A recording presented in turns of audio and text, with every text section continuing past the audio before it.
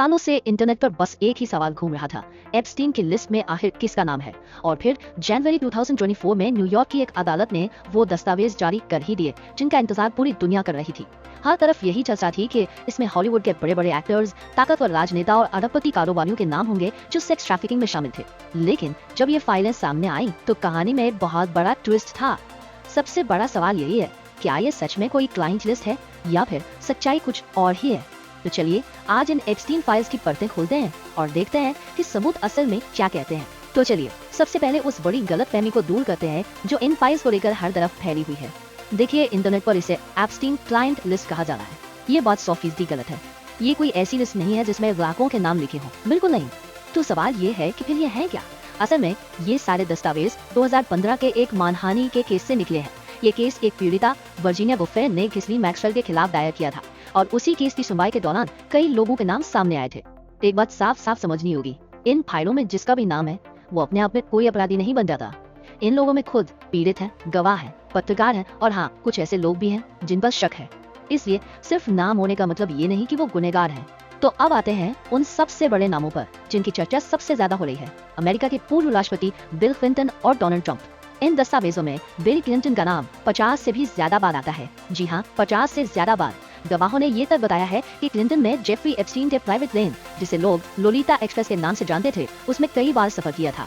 और इससे भी ज्यादा चौंकाने वाली बात एक गवाह जोहाना शॉबर्ट के बयान में मिलती है। उसने बताया कि एप्स्टीन ने खुद उससे एक बार कहा था, क्लिंटन को कम उम्र की लड़कियां पसंद हैं। अब ये बहुत ही गंभीर बात है, लेकिन और एक बहुत बड़ा लेकिन है, इन फाइलों में किसी भी पीड़िता ने सीधे बिल क्लिंटन पर यौन उत्पीड़न का कोई आरोप नहीं लगाया है। तो बात यह है कि उनका नाम कई बार आया है, गंभीर संदर्भों में आया है, लेकिन सीधा आरोप नहीं है। अब बात करते हैं डोनाल्ड ट्रंप की। उनका नाम भी इन फाइलों में आया है। गवाह जोहाना शॉबर्ट ने बताया कि वो एप्स्टीन के साथ ट्रंप के अटलांटिक सिटी वाले कैसीनो गई थी। लेकिन जब कोर्ट में वकील ने उससे सीधा सवाल पूछा, क्या आपने कभी डोनाल्ड ट्रंप की मालिश की, तो जोहाना ने साफ साफ जवाब दिया, नहीं। तो अगर हम दोनों की तुलना करें तो बिल क्लिंटन का नाम ज्यादा बार और ज्यादा गंभीर मामलों में सामने आया है, जबकि ट्रंप का नाम तो है, लेकिन ट्रैफिकिंग में उनके शामिल होने का कोई सबूत इन फाइलों में नहीं मिला है।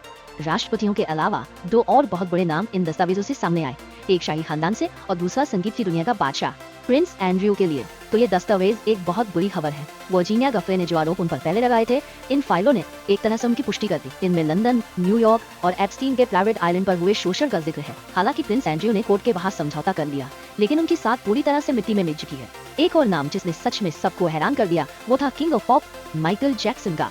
गवाही के मुताबिक एक पीड़िता एप्स्टीन के पाम बीच वाले घर पर माइकल जैक्सन से मिली थी, लेकिन जब उसे जैक्सन की मालिश करने को कहा गया तो उसने साफ इनकार कर दिया।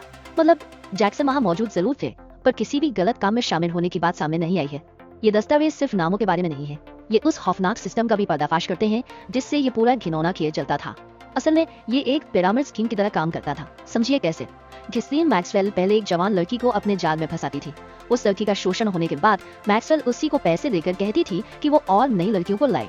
इस तरह जो शिकार थी वो खुद शिकारी बन जाती थी और ये घिनौना चक्र चलता रहता था। तो यहाँ सबसे जरूरी बात ये है कि ये सिर्फ एक आदमी यानी जेफरी एप्स्टीन का किया धरा नहीं था। ये एक पूरा ऑर्गेनाइज्ड क्राइम नेटवर्क था जिसे घिस्लीन मैक्सवेल की मदद से चलाया जा रहा था। इन फाइलों के आने से कई सच्चाइयाँ तो सामने आई हैं, लेकिन कई सवाल हैं जो आज भी मुंह बाए खड़े हैं। आज की स्थिति देखें तो जेफरी एप्स्टीन की जेल में मौत हो चुकी है, इसलिए मैक्सवेल 20 साल की सजा काट रही है। लेकिन उन बाकी ताकतवर लोगों का क्या जिनका नाम इन फाइलों में आया है? उनके भविष्य पर एक बहुत बड़ा सवाल या निशान लगा हुआ है। इन फाइलों से एक कड़वी सच्चाई तो बिल्कुल साफ हो गई है कि अमीर और ताकतवर लोग अक्सर ये मानकर चलते हैं कि वो अपने पैसे और रुतबे के दम पर कानून से ऊपर हैं, कानून उनका कुछ नहीं बिगाड़ सकता।